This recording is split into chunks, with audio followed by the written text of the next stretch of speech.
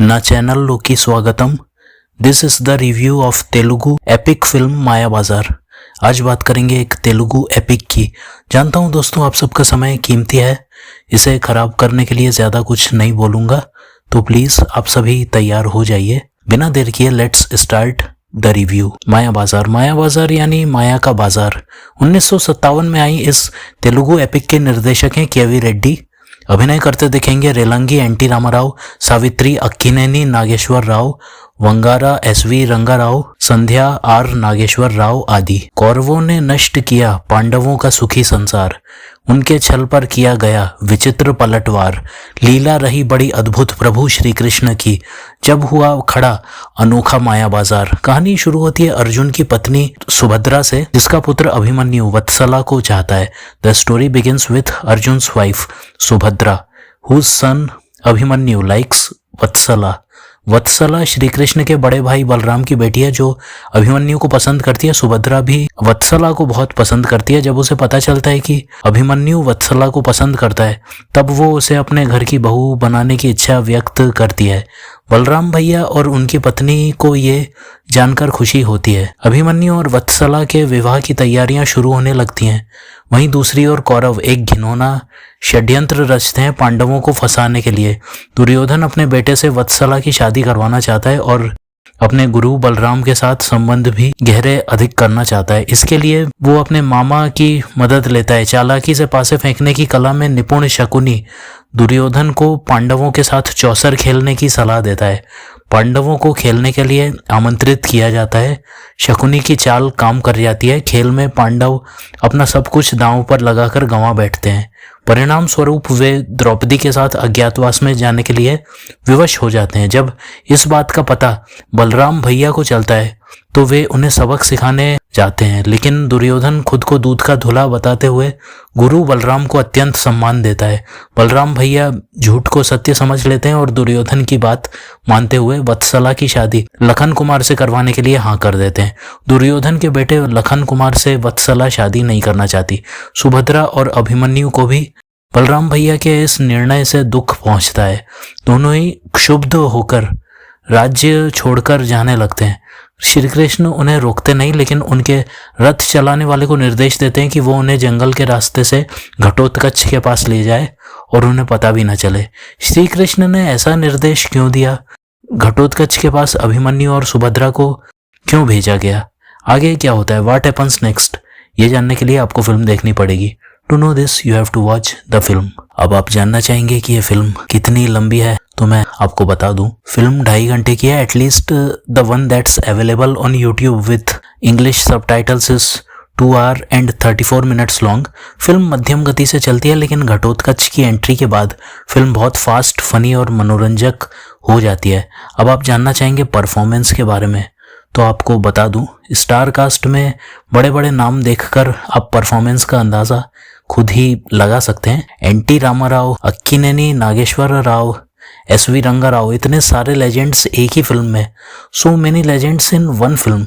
किस किस के बारे में बात करूं, कैसे बात करूं, कहां से बात शुरू करूं, मेरी तो समझ में नहीं आ रहा। तो एक काम करता हूं, आज मैं डायरेक्शन से शुरू करता हूं। फिल्म के निर्देशक केवी रेड्डी जी ने बहुत ही बढ़िया काम करके दिखाया है। उस जमाने में इतनी मेहनत, इतना hard work, I am speechless. कितना एफर्ट और समय लगा होगा माया बाजार को तैयार करने में। ऊपर से बड़ी स्टार कास्ट को संभालना, दिग्गज एक्टर्स को डायरेक्ट करना, इट्स कमेंडेबल। श्री कृष्ण की भूमिका निभाने वाले लेजेंड एनटी रामाराव साहब की बात क्या करूं। उनके मुखमंडल पर तेज और उनकी बातों में एक अलग प्रकार की सौम्यता है। इन्हीं के चलते एनटी रामाराव जी को भारतीय फिल्म जगत का सर्वश्रेष्ठ श्री कृष्ण कहा जा सकता है। अक्किनेनी नागेश्वर राव जी अभिमन्यु के रूप में जचे हैं। बहुत देर बाद पर्दे पर आने वाले घटोत्कच यानी कि एसवी रंगाराव साहब तो आते ही हलचल पैदा कर देते हैं। उनके आते ही एक अलग ही एनर्जी आ जाती है, फिल्म में जान सी आ जाती है। फिल्म में कॉमेडी का प्रवेश होता है और माया बाजार का खेल शुरू होता है। And finally I would like to thank and appreciate mister C Jagan Mohan for his efforts.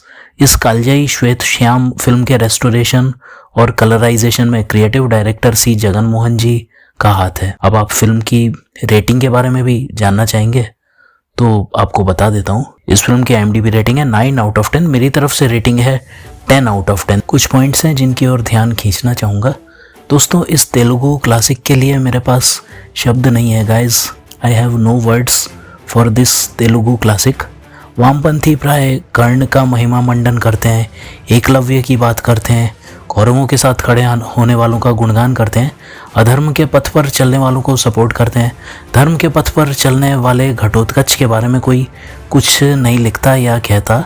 If I am not wrong then आखिरी बार घटोत्कच पर आधारित एक कार्टून फिल्म वर्ष 2008 में आई थी। उसमें कई गीत थे, लेकिन जो सबसे यादगार गीत था वो था बाल घटोत्कच पर फिल्माया गया गीत मैं हूँ घटोत्कच, मैं दुनिया में सबसे निराला। अगर आपने वो कार्टून फिल्म देखी है तो कमेंट सेक्शन में अपना अनुभव शेयर कीजिएगा। Ghatotkacha needs more attention and recognition.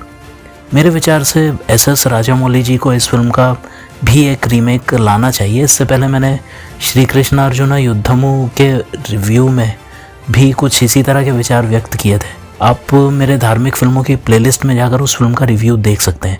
अभी तो शायद मेरा भक्त प्रहलाद का रिव्यू ही काफ़ी व्यूज़ बटोर रहा है। राजामौली जी मॉडर्न रीमेक बना सकते हैं जो कि फिल्म के साथ न्याय भी करे और नए दर्शकों को अपीलिंग भी लगे। हाँ, वही इंतज़ार ख़त्म। तो अब बारी है 2 सवालों की। आपको ये फिल्म क्यों देखना चाहिए? अगर आपका इस वीकेंड एक पुरानी लेकिन अच्छी रीजनल एपिक मूवी देखने का मन हो तो it's a one time watch, एक बार देख सकते हैं। क्यों नहीं देखना चाहिए? अगर आपको वामपंथी टच चाहिए महाभारत के प्रसंग से जुड़ी कहानी में तो ये फिल्म आपके लिए बिल्कुल भी नहीं है। It will disappoint you. ये फिल्म आपको निराश करेगी।